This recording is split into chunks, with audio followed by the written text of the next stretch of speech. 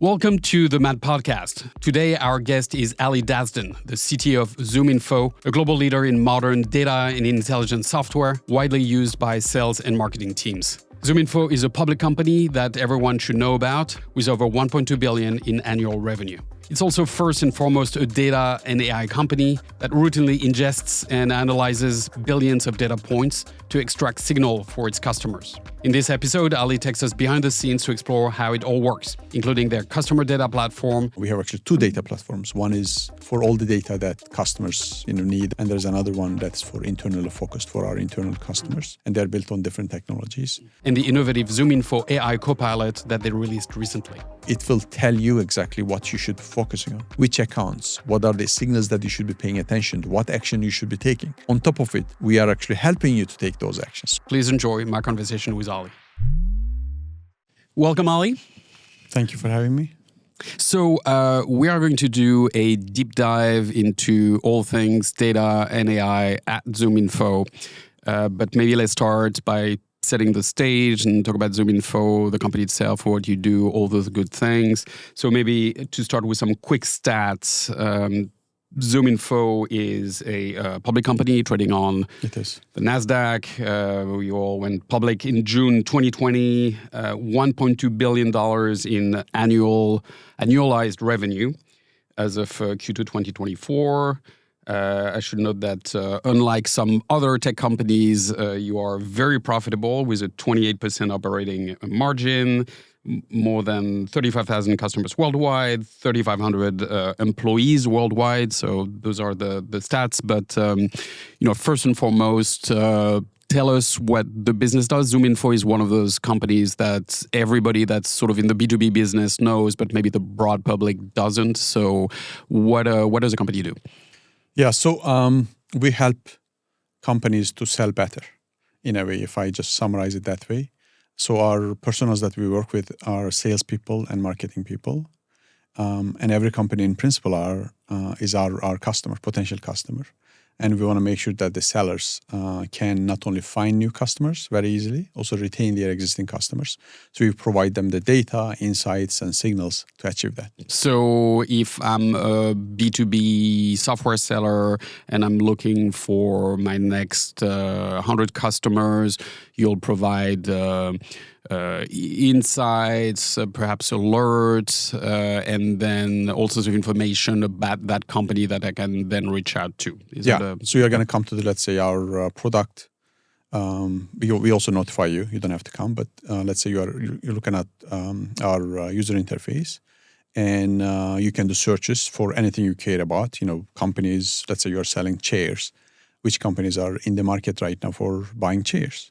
Right? Or if these are existing customers, definitely you can figure out whether they are reaching out, they are doing similar searches. Once you find out that this company is a potential customer for you, then we provide information about this company. If it's a startup, let's say whether they got funding recently or not, right? You can get information about the organizational hierarchy. So who are the people who are going to be decision makers for that? All the information about them. How do you reach them? We have the mechanisms for you to reach them using, again, AI. We can actually create even the email to send, which is personalized for that use case. So fundamentally, basically, not only finding the right customers and right people, but reaching out to them and making it very easy for you actually to make the sale. And you target salespeople, but also marketing people, talent people, operating people. The platform expanded quite a bit. Yes, expanded, yeah. So since we have a very strong data foundation, right? We have lots of information about companies and business people in these companies. As a result, you can literally use that information for multiple purposes. Also, tying back to, since I'm going to help you to sell better, right? Marketing is part of that flow, part of that funnel. So that's one of the aspects of it. And also the fact that you have a basis like that. Let's say you want to find the best people from a business context, and we have a talent-wise product that you can actually use that one. And Operations OS product is to help you to clean, for example, your data, to remove the duplicates, to make sure that it is ready for you to go. So you do all the things as an application, but as I was prepping for this, you also have a data as a service business. I don't know how big each one is, but what's that part, the data as a service business? Yeah, data as a service is also, we call it DaaS, is one of those businesses. So some companies, even though they are customers of ourselves, they have licenses, seats that their sellers teams are using our product. But sometimes, let's say they want to get a copy of that data and enrich within their own platform. Let's say they have their own first-party data. Our platform enables you to bring first-party data. We have lots of third-party data. We can actually combine this on your behalf very easily.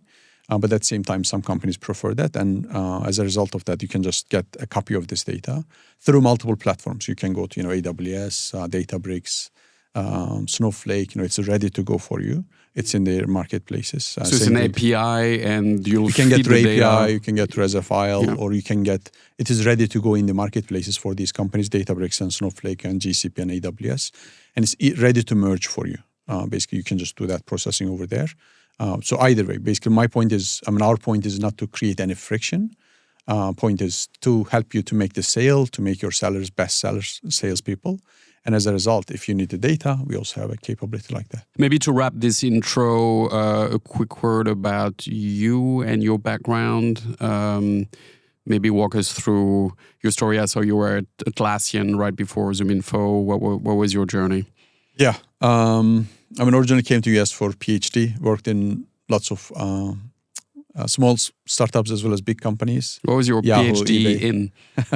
My PhD was in mostly graph theory and algorithms. It was for doing timing analysis for embedded real-time systems. So it had applications to chip design software, electronic design automation. That was the reason my first company was Synopsys, which is one well-known company in this space. And after that, Yahoo Web Search, did lots of big data and data science and advertising and search over there. eBay for e-commerce, and I did real-time advertising in a startup. I worked in the UK for 2 years in retail, but built their data platform and marketing platform. Then Atlassian, in the productivity space, I was leading one of the 3 business units over there. Which was Confluence, right? Confluence, Trello, Jira work management, and some of these products were part of my team. And then after 4 years over there, so I moved to ZoomInfo. What does the engineering organization look like today in terms of size? Across, I don't know, we'll get into how you organize, but like across engineering, data, AI, what's the total number of people? It's roughly, over 900 people, close to 1,000 people. The way we are organized, maybe we're going to come back to it like you're saying. Definitely we have a strong platform team, and data platform is part of that. Data platform covers data engineering, data science, and data platform by itself. There's a separate enterprise engineering team. We call it enterprise productivity team because we care about productivity a lot. And that deals with serving the internal customers, revenue team, finance team, HR team, and all that. Definitely operations team, site reliability, security teams, IT teams. And on top of the platform, we have multiple products. These product teams, you mentioned sales product, marketing product, operations, talent. We have a Chorus for conversational intelligence, and a couple of more. Okay, so to dive into the nitty-gritty a little bit of like how that whole works. So I've been looking forward to the conversation because it's talking data with somebody who runs data at a data company. So it's like very meta in some ways. So to start from the start, I guess there is a core data platform which is a foundation for everything. Is that correct? And if so, how does that work? So the way it is structured is definitely we have a cloud infrastructure team underneath. We are using both Google Cloud as well as Amazon Cloud. Now on top of it, we have actually 2 data platforms. One is for all the data that customers need and our products need, and there's another one that's for internally focused for our internal customers, and they're built on different technologies. There's a pipe between them just to make sure that data is exchanged in real time.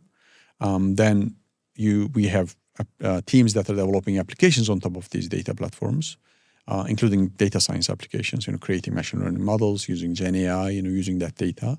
And the fact that we have the data in one place makes it super easy for to do all of that. And also, data is huge in our case. Like we are the market leader in that with respect to company data, intent data, contact data, first party data, third party, other third party data. Then we have on top of it what we call product foundations teams. For example, search team, identity team, admin hub team that you deal with settings, permissions, and all that. Platform UI team, for example, and all the teams are we call it product foundations. And then on top of it now we have the product teams that are interacting with those. And the idea is basically use these platform components and use the data that is already there, so we can build products and features very fast. So through the APIs, third parties can also do that. But more and more, we are trying to also make it easy for third parties to build new experiences, new user journeys on top of our platform. So let's take, that's super interesting. Let's take those two data platforms. Let's talk about the first one first, and then we'll go into the employee-focused one and the internal-focused one. So taking the first one, does it have a name, presumably? We call it ZDP, ZoomInfo Data Platform. ZoomInfo Data Platform, okay. Yeah, internal name is ZDP. Okay, ZDP. All right. So ZDP, which is the platform that powers the whole business account, the customer interaction and all the things. So presumably it ingests massive amounts, not presumably, that's well documented, but it ingests like billions and billions of data points into it. So how does that part work? Where do you get data from all the sources, and how does that get selected, funneled into the platform, cleaned or cleansed? Walk us through the whole pipeline. I mean, with respect to, let's say, you're going to get first-party data. If first-party data is, let's say, in Salesforce or HubSpot and, platforms like that, then we have already these pipes set up for you. So that's one way for us to get data. With respect to third-party data, we are definitely continuously crawling company websites, right? Merger and acquisition data, financial data, SEC data, all kinds of information that are about people, including news that's coming out of those. That's also continuously happening. So all the public sources, basically, we will have it. We have contributor network, right? For example, if you're using ZoomInfo Lite, then as part of that free access, we get some data from our customers. What kind of data do I contribute if I'm a ZoomInfo Lite customer? Like what do I commit to? Information about your company, your email or phone number, things of that nature. If you're also tied into, let's say, your website traffic, then we can also use that to identify why people are visiting your site. Yeah. I love those business models. There's not that many actually around.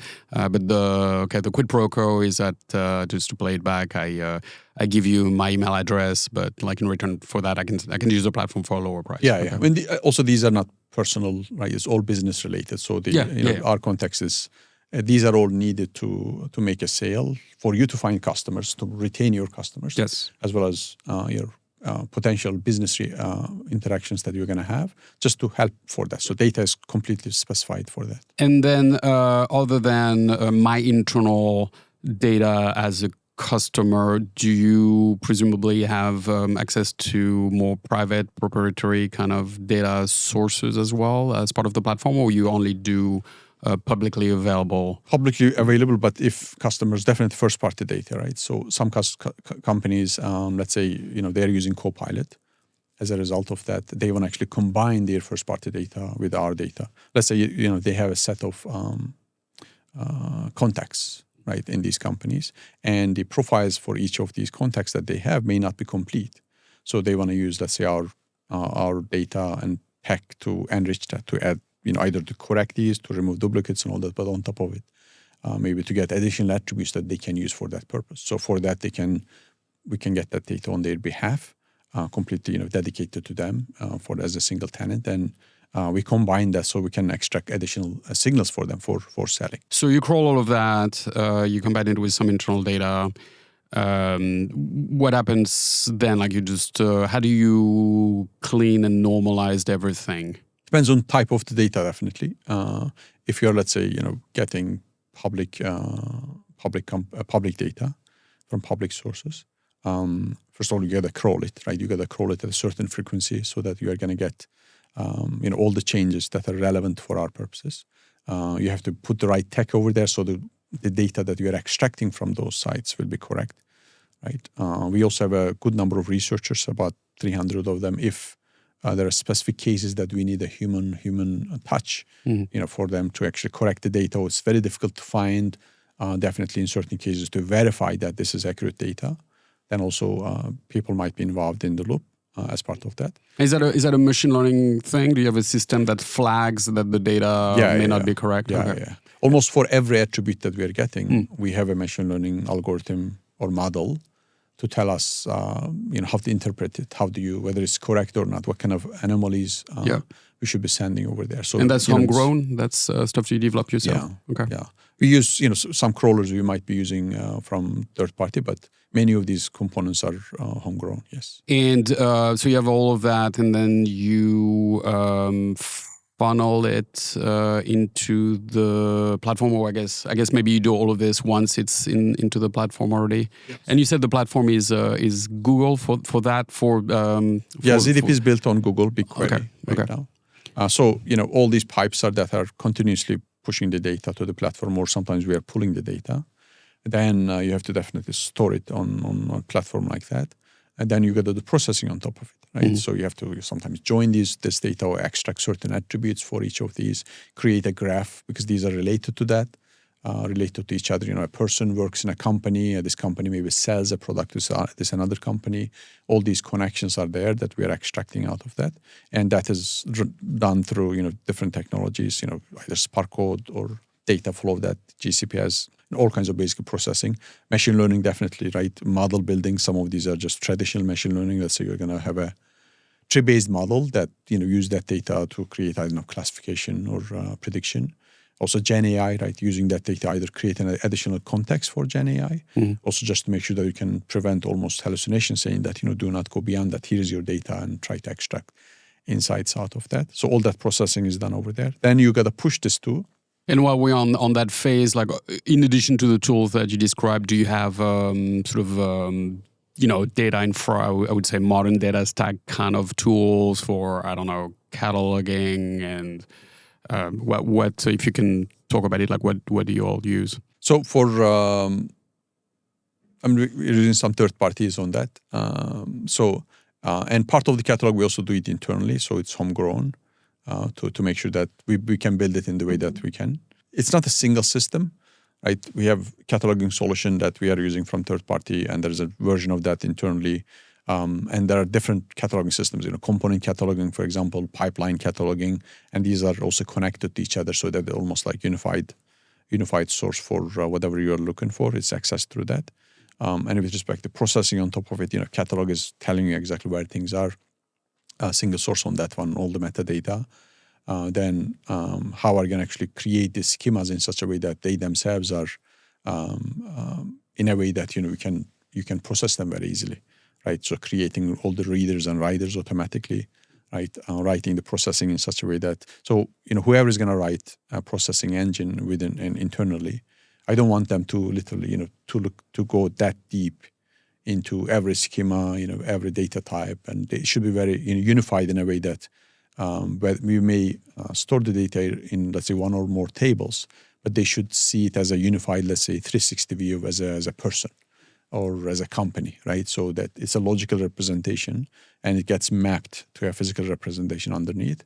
And through the cataloging system, actually, you have access to that one, right? With respect to attributes and how the schema looks like. Owners, who's the owners, right? What kind of updates that we have on top of it. That logical layer actually, as well as an API on top of it, simplifies basically application writing and creates a very fast turnaround. So you got the data from the sources; it's all in the data warehouse. We talked about the sort of the ecosystem around the warehouse and the various tools you use, and then the next step after that is that you push the data to the applications. And again, the applications can be Sales OS, Marketing OS. Those are the applications. Those applications are using additional platform components. For example, search. Right? If you go to Sales OS, there's lots of filters that companies of that size, that revenue, people of that title, and all, intent of those categories. So you do that search, which means the data that we just extracted should be pushed to search indexes, right? So we are using Solr internally. There's also some Elastic used for different purposes.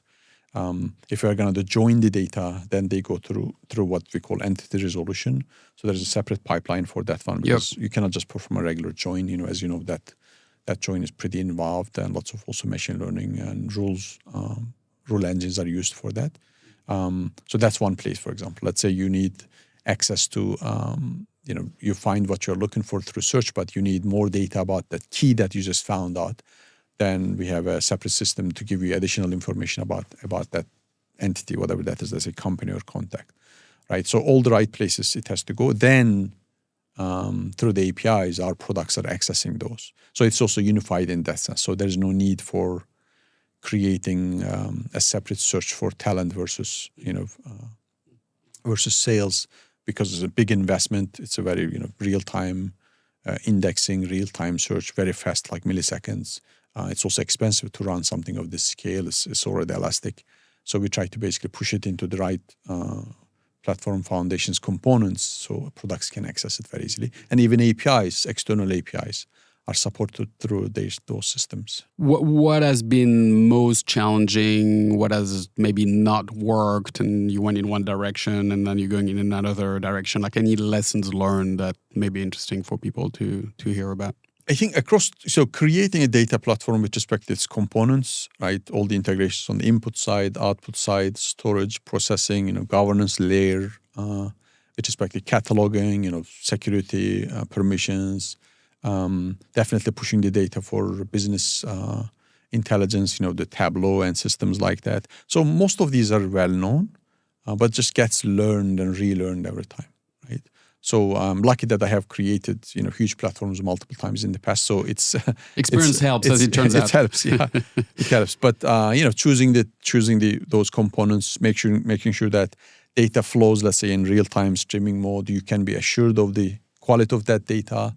If you're going to create, let's say, analytics out of those BI systems or custom analytics interfaces, right? All of these should be easy. I think the lesson is. This again, that gets learned every time, is you have to pay attention to all these pipes and the boxes and how these things are connected to each other, so that you can do it in a way that you can trust that data, you can turn around, and time to market is very important over here.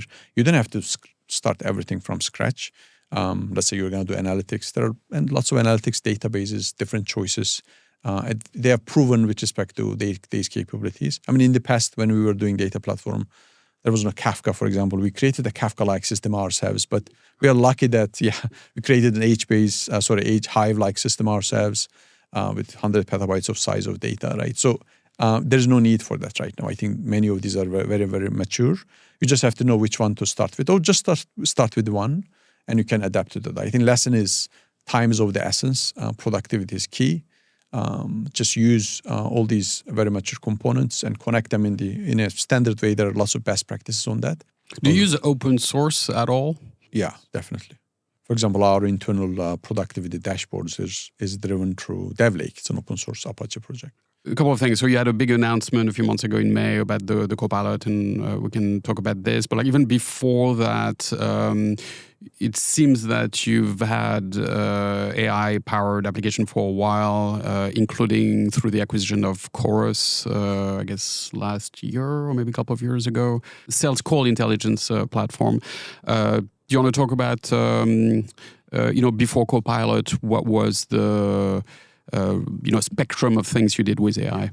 Almost every, key AI technology or model building technology, we had to have it. Because when you're dealing with data of this nature, some of this data is, for example, unstructured, right? How do you extract that? Or if you're dealing with calls, right, you have to do natural language processing. It's simply you have to figure out what's being said, right? Who's saying at what point, analytics, sentiment extraction, right? All of these you cannot do without AI. So company was deep into AI before Gen AI. We had a team almost from the beginning, but all these models were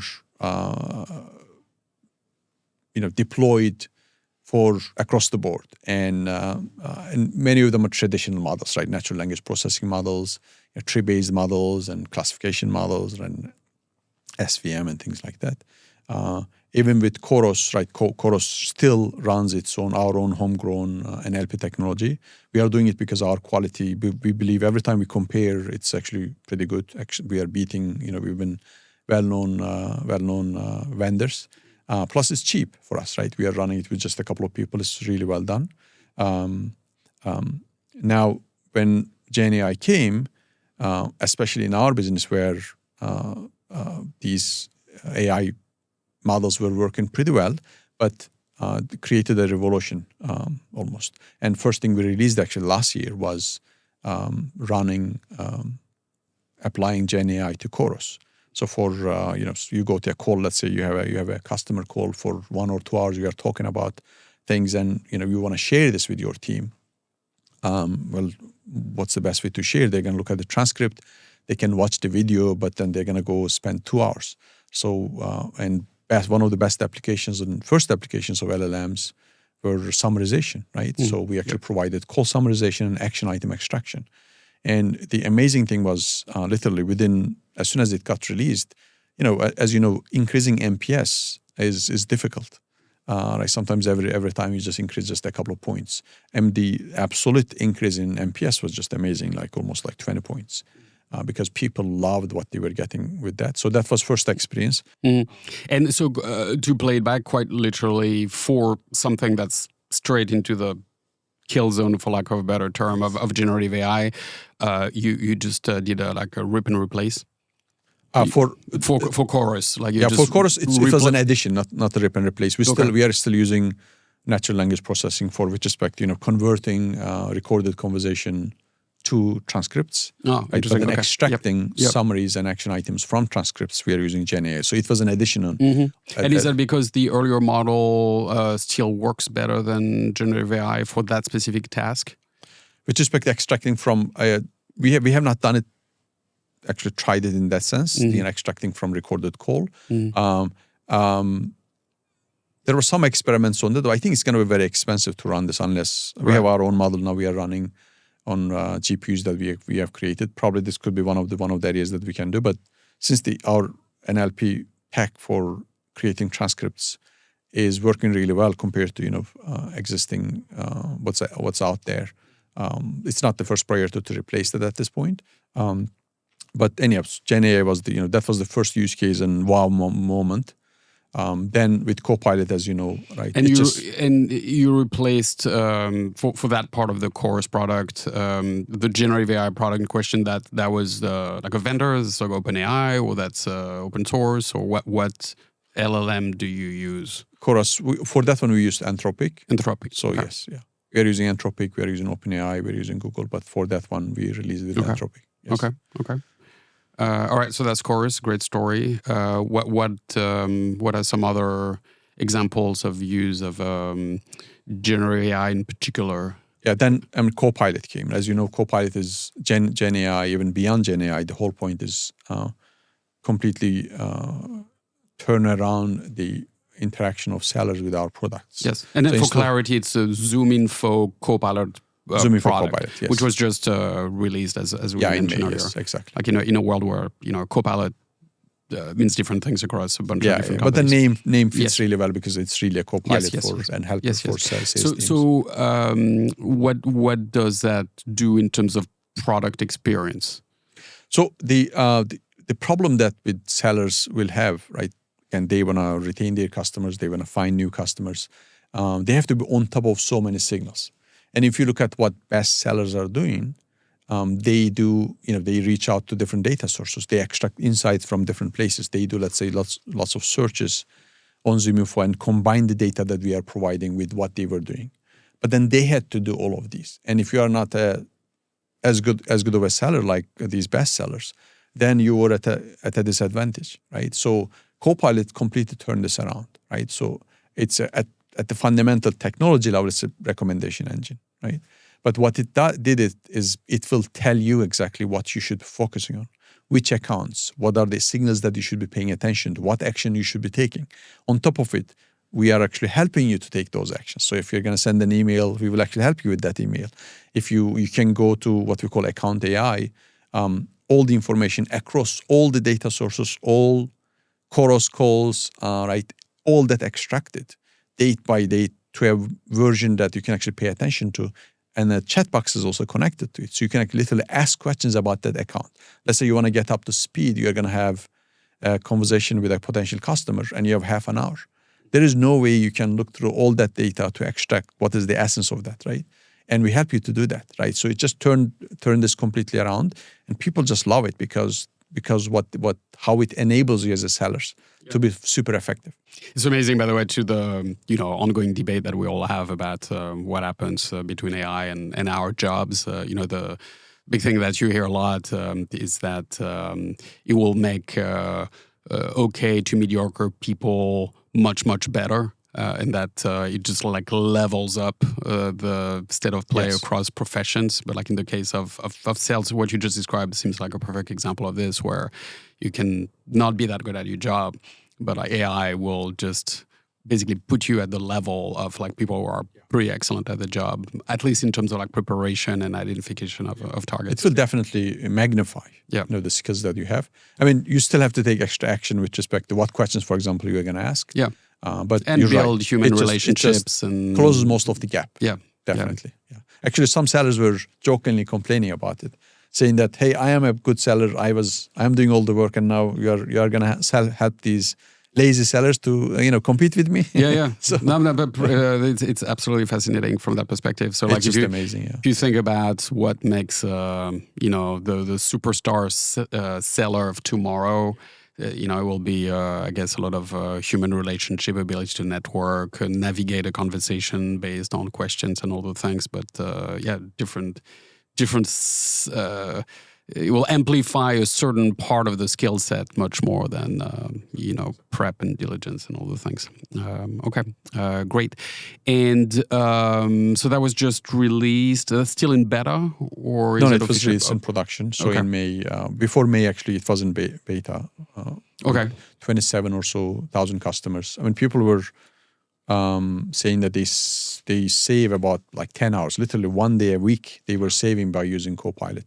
And in with respect to the use of Gen AI, it was not only like account AI or summarization, email generation, but actually the models underneath for certain signals were done using Gen AI. Actually, it simplified our life because the typical way of extracting the features and creating a model and the training and all that. So in some of the cases where we had more than a dozen models that completely were regenerated using Gen AI for Copilot. Let's actually go a little deeper on that part, on what powers Copilot in terms of those various models. Yeah, what do they do? So one is the data, definitely, right? Yeah. Without data, and that's actually the power. So you see lots of mentions of AI. I just threw AI and I am getting good results, but AI without the data that we have, not only its comprehensiveness, accuracy, how you're actually making sure that the model, you are providing the right context to the model. Not only you get better results, but you prevent hallucination, right? For that context. So all that actually is a requisite for the model to run really well.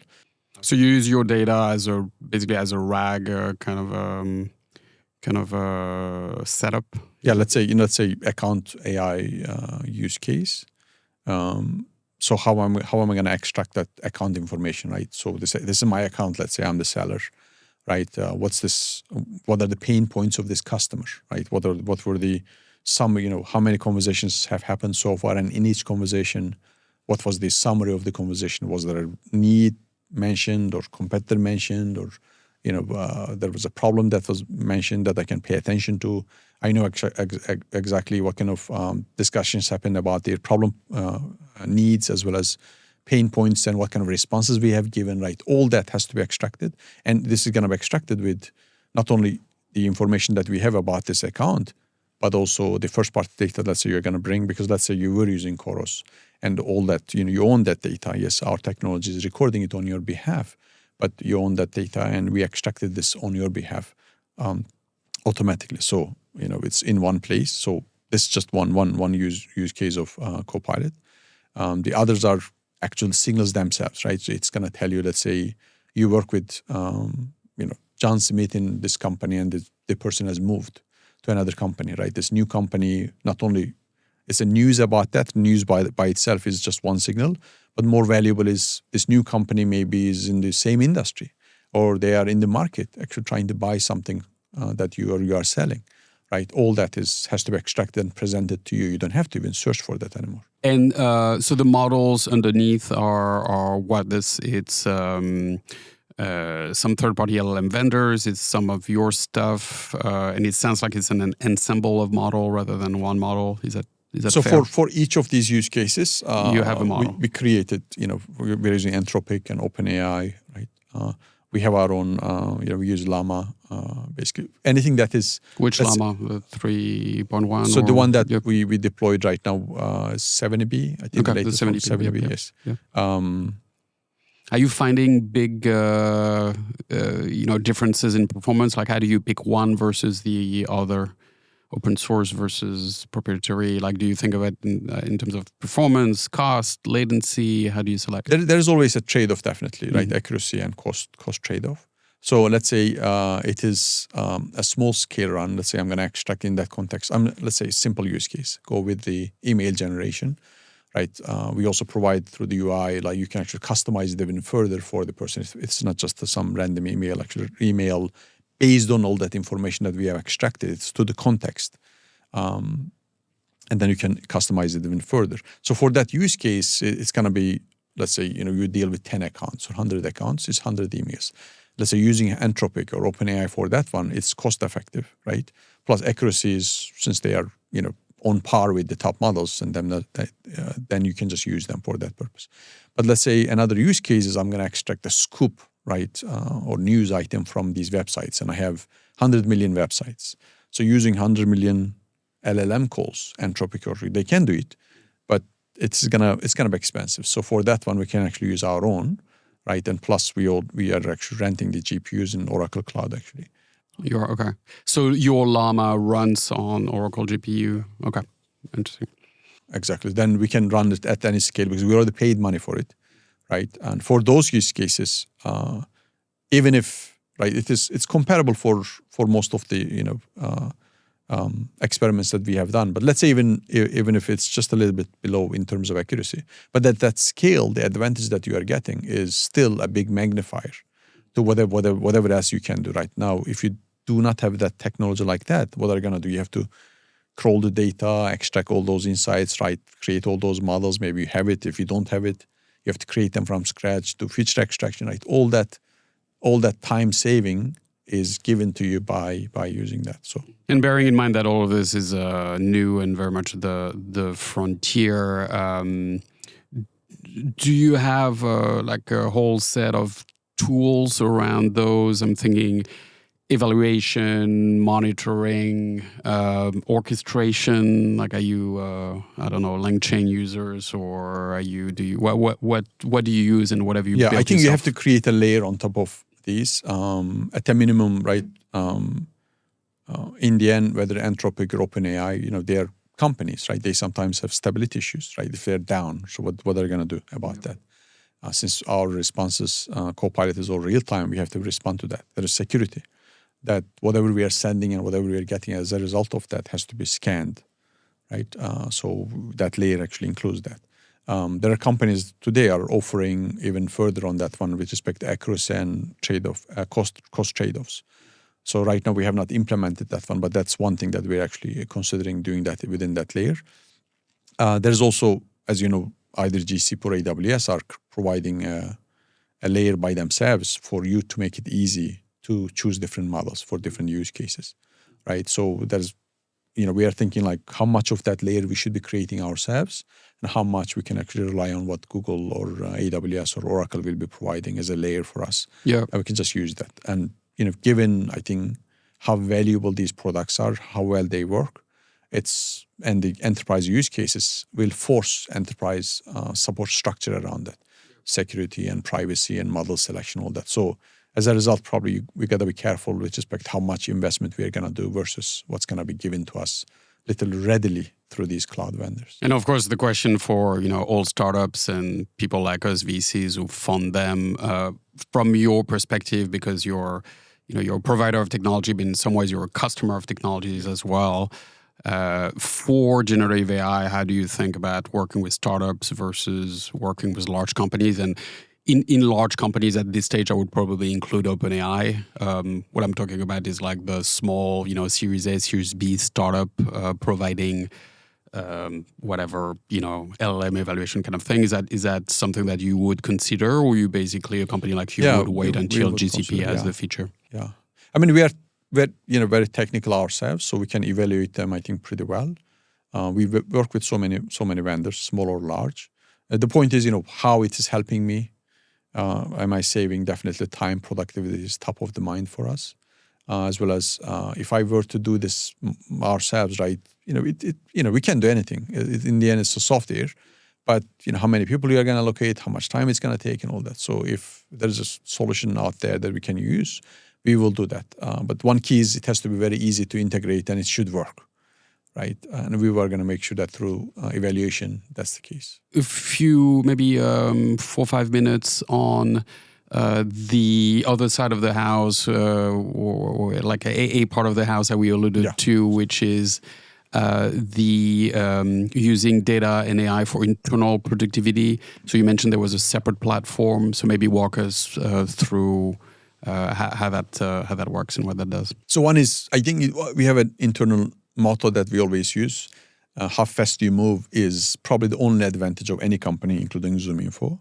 So as a result, and I will actually give a talk today about productivity on that and share some of these. And I think a couple of months back, FIRSTMARK CTO Summit to plug FIRSTMARK, yes. And in the CTO Guild again from FIRSTMARK. Thanks for that. Thank you for the invitation. So I had actually given a talk on using Copilot. GitHub Copilot for developer experience. So again, since the productivity is top of mind, we try to use these tools to speed things up, right?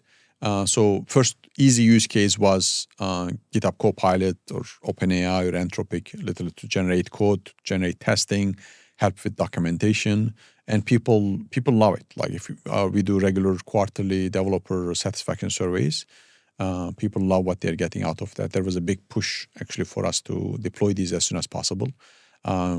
We made sure that it is secure, right? Go through all the basic enterprise checklist items right before actually deploying this. Now we are trying to go beyond that. It's not only helping with while you are coding or writing tests, we are trying to, for example, speed up code reviews, right, using this technology. And I think Google had an internal, solution that they had a paper about. I'm not aware of any startups doing that. Probably there are, but we are trying to develop ourselves internally to speed this up because code reviews is a best practice for improving product quality, software quality. But at the same time, it takes time. It takes time from both sides, from the code who wrote the code as well as who's reviewing the code. So if we can speed this up, even the nice thing about these things is you don't have to completely eliminate human. Even you save, let's say, 10 minutes. But when you multiply it by the number of code reviews you are doing and by the number of developers that you are doing, the savings will be immense, right? Try to do the same thing for incident detection or, creating, for example, telling you exactly maybe what could be wrong with that incident. And response time for an incident is not only to discover, but to resolve, mitigate the issue is super important. Again, GenAI can help a lot over there. So we are getting initial signals around that, some good use, but we have not deployed a solution yet. But it's being developed. And for GitHub Copilot, what has been the sort of human element of this? Is that something that you've had to tell developers, no, you need to use this, or do they love it and they do it without you asking them? How does that work? They love it. Yeah, I mean, not everybody started using right away, but there was a push to get this deployed as soon as possible. So that was a nice thing to hear from the developers that they also want to move as fast as possible.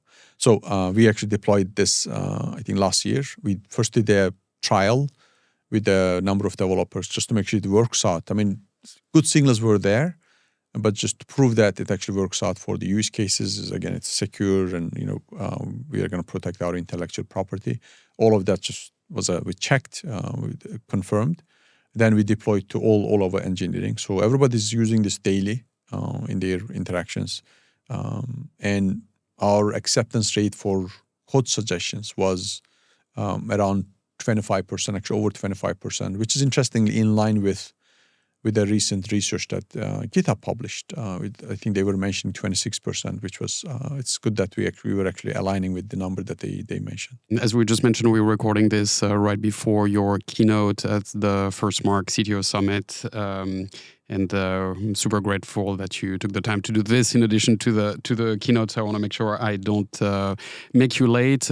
Thank you so much for this deep dive in all things data and AI at ZoomInfo. It's fascinating.